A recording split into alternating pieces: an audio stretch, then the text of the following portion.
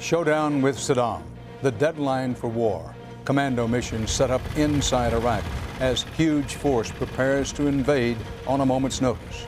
Marine helicopters conduct their final practice flights. Next time, it's the real thing. With war coming, Iraqis board up their homes and get out of Baghdad. And once the new war begins, the U.S. will try to find an airman missing from the last Gulf War, a man once given up for dead.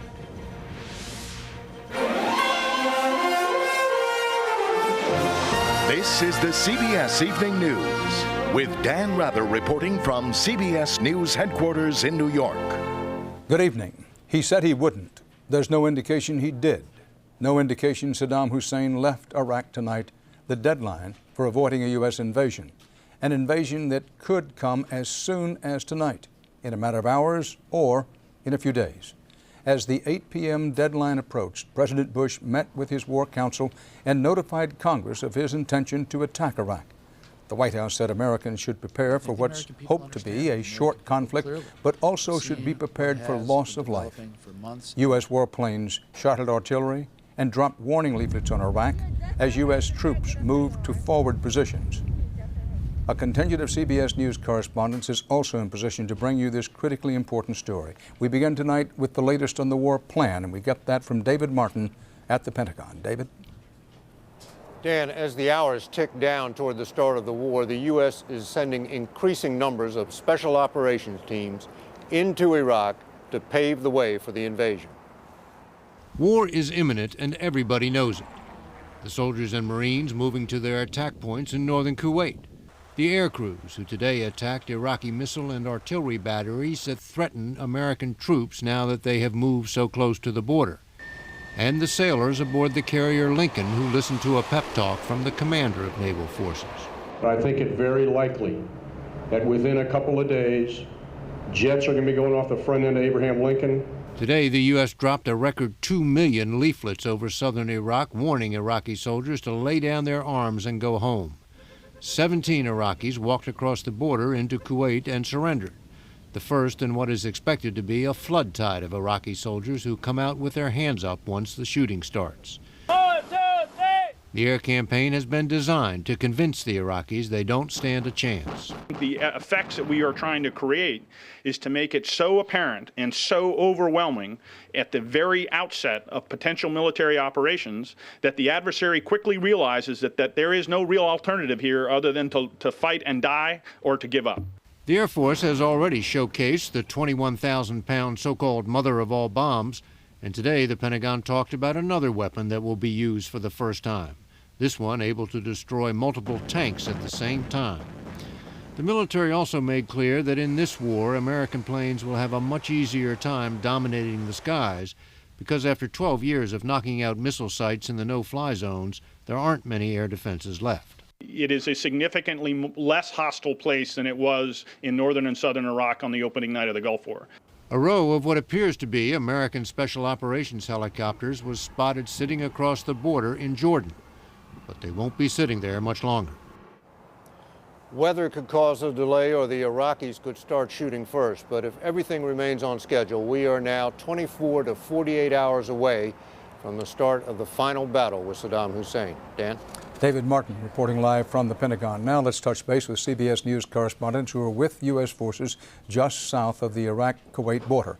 Byron Pitts is with a U.S. Marine Corps attack helicopter unit called the Vipers. They're camped now so close to the Iraqi border, no lights are allowed. Byron's report was taped using a special night scope lens. Dan, tonight the mood here is as dark as the desert skyline. U.S. and British forces now have the sense the time for war is near. Here at the secret U.S. air base we're in position, all the practice runs are over. U.S. and British forces are massing at the Iraqi border by the tens of thousands. The Army, Marines, Navy SEALs, all on high alert, hidden under the cover of darkness. One can only see through a night vision lens. Technology believed to be in short supply in the Iraqi Army. Tonight, for the first time here, all of these Marine Super Attack Cobra helicopters sit on the runway, fully loaded with live ammunition. So you feeling good about the preparation? Absolutely. I mean, we're ready. This is the commanding officer of Light Attack Helicopter Squadron 169 from Camp Pendleton, California. For security reasons, we cannot give his name. We're pros. I mean, this is what we do, and we're just tremendous at it. Still concerned Saddam may use chemical weapons, all troops are now under orders to keep their gas masks at their side and their chem suits nearby. When the war steps off, the chem suits go on. This is video obtained exclusively by CBS News. It's the last practice run of Marine Cobra helicopters using live missiles. The pilots fire 4 tow missiles. All 4 hit the target. There you go. Good, good. Good hit, good hit. 2 good hits. The commanding officer of this squadron has told his Marines to get ready. I don't know when the fight will start, he says, but, quote, it will be violent, it will be rapid, and we will overwhelm them. With the U.S. Marine Viper Squadron, Byron Pitts, CBS News. CBS News correspondent Jim Axelrod is with one of the U.S. Army's heavy armor units, the 3rd Infantry Division. Jim's report was also taped in darkness with a night scope lens. These are some of the 10,000 vehicles of the Army's 3rd Infantry Division, tanks, Humvees, trucks, that have now been repositioned to within miles of the Iraqi border, although we can't report exactly where. The troops at this position, the 3rd Infantry Division's 1st Brigade Combat Team, have now been given ammunition, small arms, tank rounds, explosives. They are wearing their Kevlar and their helmets, although the troops here at least are not in chem suits as they make their final preparations for war. It is quiet tonight, very dark. Troops asleep on cots right next to their vehicles. Talked to one major today who told me when he spoke to his troops, he said it's okay to be scared. Fear is not a bad thing as long as it doesn't break a soldier's focus. This could well be the last quiet night for the troops of the 1st Brigade Combat Team, and that's because they could well be among the first ground troops into Iraq if the president gives the order to invade. Jim Axelrod, CBS News, with the 3rd Infantry in Kuwait. Another frontline U.S. Army unit poised in Kuwait and expected to be in the thick of the coming fight is the 101st Airborne Division. CBS's Mark Strassman is with the 101st and joins us now by video phone. Dan, for this brigade, this was another day of refining plans for several combat missions. Also here today, the commanding general of the entire 101st Airborne Division was here being briefed on those plans. So there's an edge here tonight, an expectant air among troops and their commanders. At Camp Pennsylvania, the pace keeps quickening. Any day now, troops here expect to move north toward the Iraqi border. This was practice for combat, positioning a 105 howitzer within 6 minutes. Artillery sections here believe their time for camp rehearsals is almost over. Mainly now, sir, we basically train as we fight, getting used to different types of terrain and also working with all the equipment. More of that equipment arrived here today, part of the American military's massing of forces for war.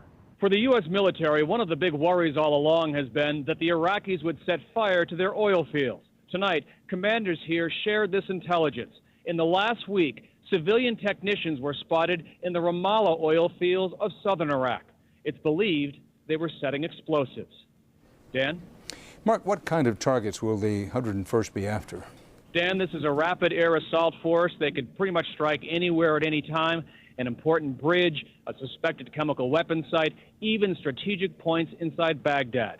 It's an airborne capability that's unmatched by any other military in the world. Dan? Mark Strassman with the 101st Airborne in Kuwait. Thanks. About 300 miles northwest of where U.S. forces are assembled, the people of Baghdad are spending what must be a difficult and unsettling night, perhaps their last night before war begins. This is the live picture of Baghdad tonight, eerily quiet this evening. One of the very few Western reporters still in the Iraqi capital is David Chater of CBS-affiliated Sky News in Britain. A short time ago, I asked him by telephone what the situation is there. And I've never known this city so quiet. It's like everybody here is holding their breath, looking upwards, looking southwards, expecting the attack to come any minute now. The whole of the city is still lit very brightly, but nobody's moving on the streets whatsoever. The only people I have seen are army units with steel helmets and Kalashnikov assault rifles taking up position at every strategic corner of the city in sandbagged position. But there are many forces we don't see. There are many forces like the Republican Guard. They're deployed inside dense urban areas. We've seen trenches being dug all around the city, trenches filled with oil. David, who is left in the capital of Iraq now? Very few people have been able to get out. There have been very long queues at petrol stations. Essentially, this is a capital city that's used to war. So many people have got bomb shelters. They've taken to those bomb shelters in their back gardens. There are many large civilian bomb shelters, but many people don't want to go in those. They all remember the casualties from the last Gulf War. They'd rather make it on their own, go in their own back gardens with their own children, and fend for themselves. It's been a very difficult time. They talk about the 12 years of sanctions. They talk about so many children who died because of the regime of sanctions imposed by the United Nations. And I think perhaps what they'd like to say is that maybe the casualties that will come this time will be the end of their suffering. At least they can see perhaps some light at the end of the tunnel. David, you mentioned that there are trenches dug with oil in the trenches. To what purpose are those oil-filled facilities? It's very clear what they will do as soon as they see the opening at the start of the aerial campaign. They're going to set light to those oil-filled trenches. I've seen them everywhere. I've seen them coming back from Tikrit. And the phone went dead at that point for what reason we do not know. That was David Chater in Baghdad. President Bush mostly stayed out of public view this day, preparing for the new war with Iraq. CBS's Bill Plant has that part of the story from the White House. Members of the president's war policy group made 2 trips to the White House today to review their planning, hours before the deadline for Saddam Hussein's departure, which the White House clearly never expected. Tonight, the American people will know if Saddam Hussein has committed his final act of defiance. The president has urged Saddam Hussein to leave the country so that military conflict can be avoided. We have no indications that he has chosen to do that, unfortunately. Mr. Bush, who has had no public events and few meetings in recent days, did sit down today with New York's mayor, who wants more money for Homeland Security. And as Mr. Bush sent Congress the formal notification required by law to justify the use of military force, the president's decision to abandon diplomacy for war was denounced in the UN Security Council. Peaceful means have therefore not been exhausted. Also for that reason, Germany emphatically rejects the impending war. The U.S. decided it didn't need the UN to go to war, but it does want the UN to help with the peace. And the same nations who bitterly opposed the war are now trying to hold the UN together. When time will come to rebuild Iraq, we want the United Nations to be the key player, because it is the only one who can accept and who can minimize the difficulty, very important difficulty that we may face. Without hinting when the war will begin, the White House has started to warn that it may not be short or easy. And also one more thing which has barely been mentioned, that it's time to prepare for the fact that American lives will be lost. Dan? Bill Plant reporting live from the White House. Coming up next on the CBS Evening News, he was shot down in the first Gulf War. Now there's new hope an American airman might still be alive.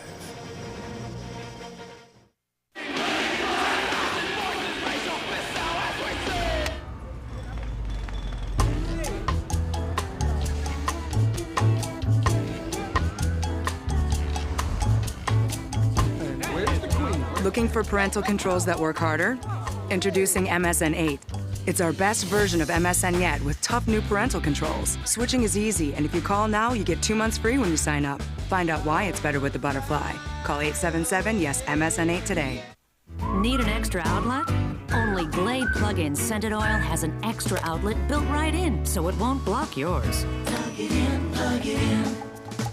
Try new Spa Fresh fragrance, a luxurious scent that pampers the senses. Inside every can of Minwax is the secret to enhancing wood's natural beauty. Minwax's rich wood stains and long-lasting protective finishes make it easy to turn any house into a beautiful home. Minwax makes and keeps wood beautiful. Well, Walter always says home is where the heart is. and our hearts are right here. I built this house. I helped some. I've been building homes for 20 years. But when he got hurt on the job, he was out of work for almost a year. I would have lost this house if it hadn't been for the disability insurance. It's insurance that he didn't think that we needed. She always brings that up. Disability insurance from Mutual of Omaha isn't for getting hurt. It's for getting back on your feet. Begin today.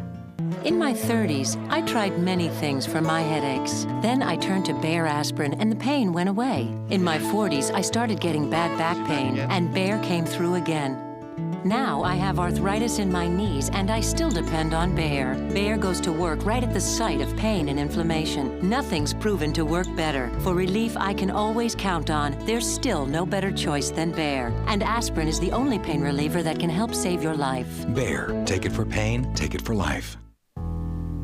Some mornings I was so constipated I could hardly make my deliveries. I felt bloated, all knotted up. This one little pill changed my mornings. Good morning, Mrs. Renner. New X-Lax Ultra. This little pill with X-Lax guaranteed relief by 8 a.m. X-Lax Ultra. Now my mornings are ultra good. Good morning. And here's a package for you, Jill. New X-Lax Ultra for ultra good mornings. One mission for U.S. forces heading into Iraq is really a long-delayed effort to complete a mission begun more than 12 years ago, to find the U.S. Navy fighter pilot Scott Spiker. CBS News has been following his improbable story for years now, and his correspondent Wyatt Andrews reports tonight a new chapter and perhaps an unlikely conclusion is about to unfold. Hello, Jacksonville. I'm Scott Spiker of VFA 81. You may never have heard of Navy Captain Scott Spiker, but finding him is one of the quiet missions of the coming war. 12 years ago, then Lieutenant Commander Spiker flew the first airstrike of the first Gulf War. He was shot down, declared dead, and given a tomb in Arlington. Then, the CBS broadcast 60 Minutes 2 reported on growing evidence he was alive, that he may have ejected safely, and according to an Iraqi defector, was driven from the desert to Baghdad. That defector even picked Spiker from a photo lineup.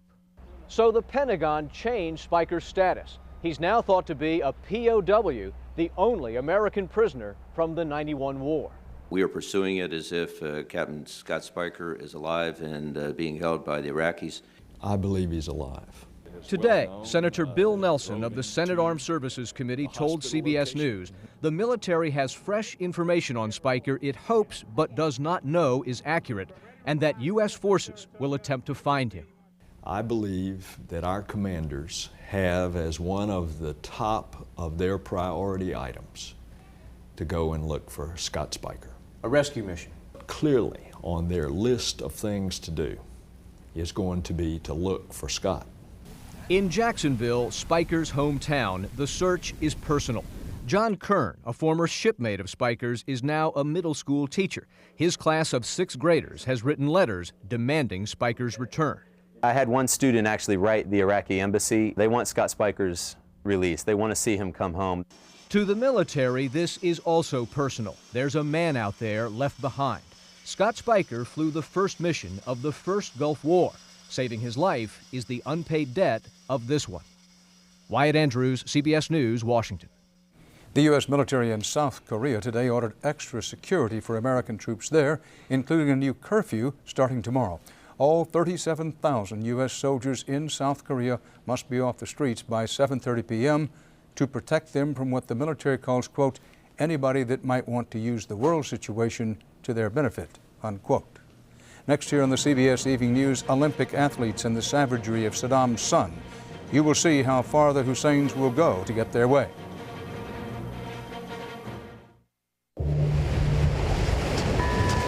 We were out here trying to be the first women to trek across Antarctica when I hurt my shoulder. For explorer Anne Bancroft, finding pain relief became a priority. I talked to my doctor at base camp, and he prescribed Celebrex. Celebrex targets a major source of acute pain.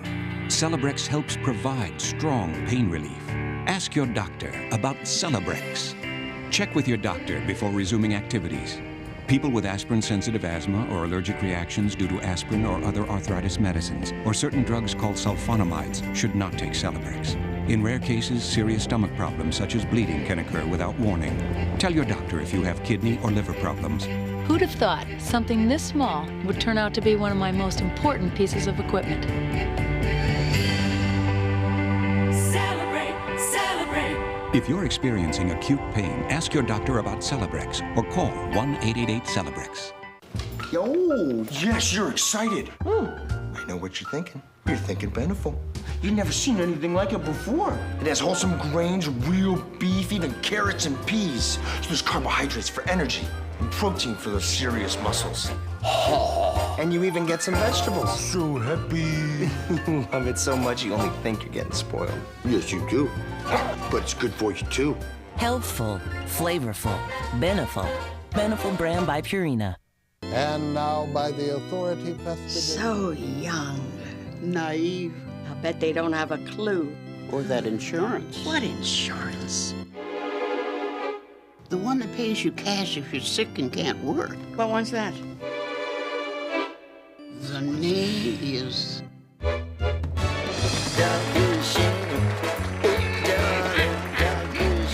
Aflac. Ask about it at work.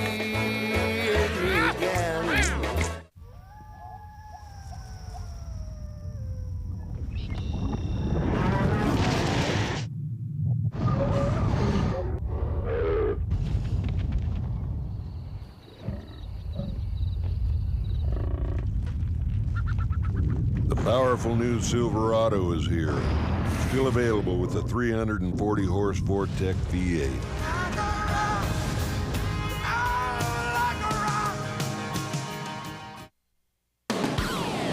As events unfold overseas, CBS News has been told they affect us here at home. Comprehensive, up to the minute, in-depth reporting. Experience the CBS Evening News with Dan Rather. When President Bush set tonight's deadline for Saddam Hussein to be out of Iraq or face war, the president included Saddam's sons, two of whom hold important positions in the Iraqi regime. Qusay Saddam Hussein is head of the elite Republican Guard and of the Iraqi Intelligence and Security Service. Uday Saddam Hussein, the eldest son, with a special reputation for ruthlessness, controls the Iraqi state media. But Uday was given another position as well, head of the Iraqi Olympic program, and as CBS's Sandra Hughes reports, that was bad news for the athletes. These former elite Iraqi athletes once prayed for Olympic glory. Allahu Akbar. But it was a quest that turned into torture. Before escaping Iraq after the first Gulf War, they trained to win under Saddam Hussein's son, Uday, head of Iraq's Olympic program. Champion volleyball player Issam Al-Dawan says losing brought the ultimate threat. We receive calls from Uday. If you lose the game, that's mean nobody come to Iraq or will kill you and will execute all your family inside Iraq. Issam says he was jailed and tortured. While athletic victories were celebrated in the streets of Baghdad, he claims other players were beaten, had their children burned with acid, or just disappeared. Ibrahim Alwan was on Uday's hand-picked soccer team. When he missed a practice, they put me in the jail. I get in the jail 7 days. This national wrestling hero, Najim Al-Akabi, took part in a political march and was shot by Iraqi police. Soldier Saddam has shot me in my back and this hole in the side in my chest. After documenting the abuses, a London human rights organization sent this formal complaint to the International Olympic Committee, asking it to expel Iraq from competition. The IOC is investigating, but tells CBS News its findings so far are confidential. In the headquarters of the Iraqi National Olympic Committee, there's a prison and a torture chamber. And we believe that hundreds of athletes have been tortured and as many as 50 athletes have been killed. Issam now runs the Iraqi Olympic Council, a group opposed to Iraq's government. Saddam Hussein, he is war criminals. We welcome the war who saved us from Saddam Hussein. But for now, they wait and watch, remembering how their dreams of Olympic glory were destroyed. Sandra Hughes, CBS News, El Cajon, California. There'll be more of the CBS Evening News in a moment.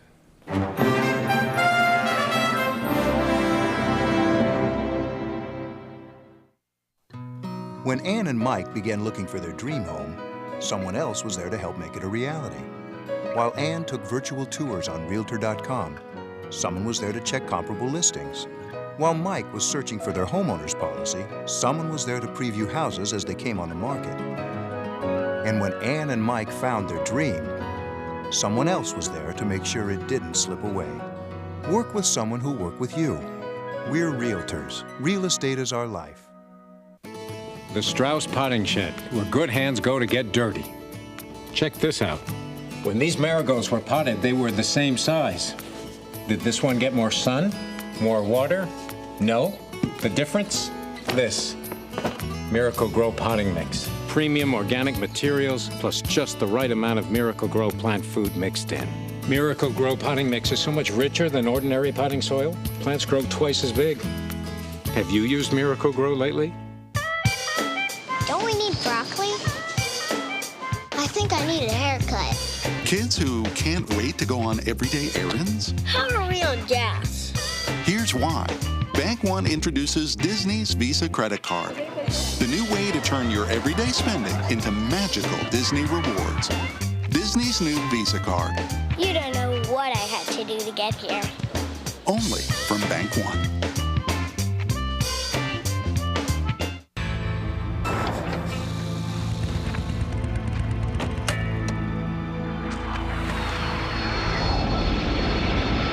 I hate it when he does that. Sorry about the dust.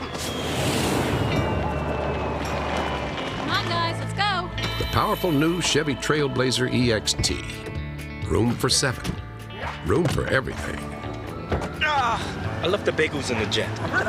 Chevy Trailblazer, like a rock. This is for all of us. The ones who just can't get a break from muscle pain. Well, now, we're about to get a big break with ThermaCare, the 8-hour heat wrap. For relieving muscle pain, it's more effective than ibuprofen, the pain reliever in Advil. An incredible 33% more effective. It's a great day for feeling good. ThermaCare heat wraps. Wrap yourself in relief. Tomorrow, we'll have live on-the-scene reports from Kuwait and Iraq, plus complete details and analysis. So wake up to what's new on The Early Show. Now updating the showdown with Saddam as Saddam Hussein defies tonight's U.S. deadline to leave Iraq. A huge U.S. and British force is now poised just south of the Kuwaiti border in position for attack, which is expected to come within days, if not hours. Some Special Operations Force commandos are already inside Iraq. U.S. aircraft today dropped 2 million leaflets over southern Iraq urging Iraqi soldiers to surrender. They also knocked out some artillery positions, and a handful of Iraqi border guards and troops, 17 soldiers of some kind, did just that, walking across the border into Kuwait. With the United States of America now on a war footing and under a terror alert, one man managed to tie up much of the nation's capital for 2 days. But this bizarre story finally ended today. 52-year-old Dwight Watson, a farmer unhappy with government tobacco policies, stepped out of the tractor that he had driven unnoticed and uncontested into the pond on the National Mall. He finally backed away today and surrendered to U.S. Park Police. Watson had claimed he had weapons and explosives. Turned out he had neither. Now, some CBS stations will be returning to local programming at this point. For others, we'll be right back. This is CBS.